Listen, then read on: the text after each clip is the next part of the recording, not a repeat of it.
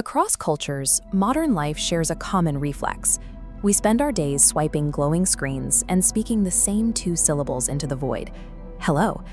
Yet the man who patented the telephone originally envisioned a much different greeting.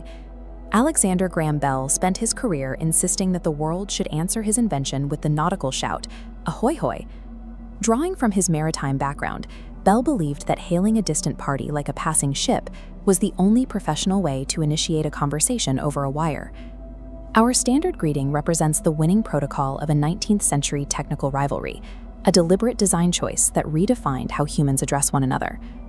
The need for a greeting was born from a specific hardware limitation. Early telephones were not devices you dialed.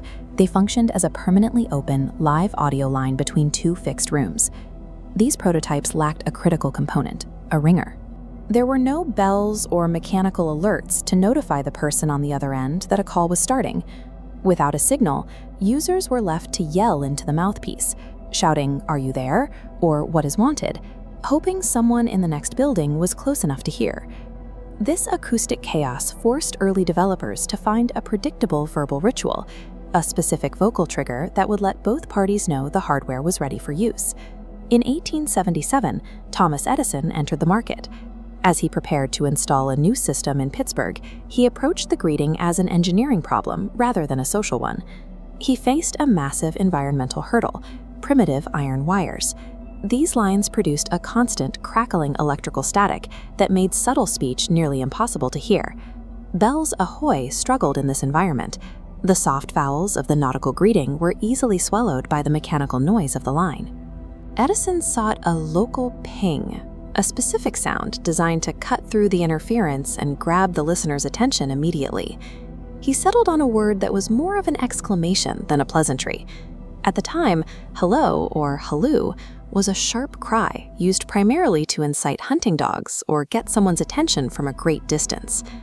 The phonetic structure of hello was superior for long-distance transmission. It begins with a sharp, explosive H and ends with a resonant O. Edison observed this combination allowed the word to be heard clearly up to 20 feet away, even across a noisy line. By August 1877, Edison was formally recommending hello to his business partners, noting that the word was so effective at catching attention that it eliminated the need for a physical call bell. Hello functioned as a mechanical patch, a sound engineered to survive a difficult electrical environment. The move towards standardization began in 1878, when the world's first public telephone exchange opened in New Haven, Connecticut. Edison utilized corporate infrastructure to cement his choice, printing hello as the preferred greeting in the first telephone directories. These manuals were remarkably authoritative, teaching a skeptical public the exact commands required to interact with the new technology. The printed protocol instructed users to commence every conversation by saying a cheery hello and to end by stating, "That is all." The greeting was further standardized by the network's first operators. These women used the word in every connection they facilitated across the country.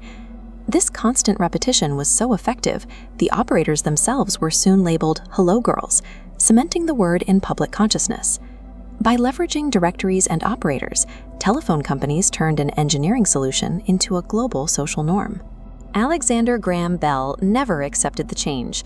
He answered his own phone with "ahoy" for the rest of his life, a lone holdout against the standard he helped create.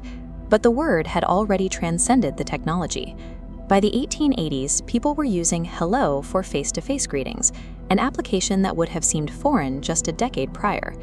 Every hello is the execution of a 150-year-old corporate procedure, a linguistic ritual originally designed to overcome the limitations of a noisy iron wire.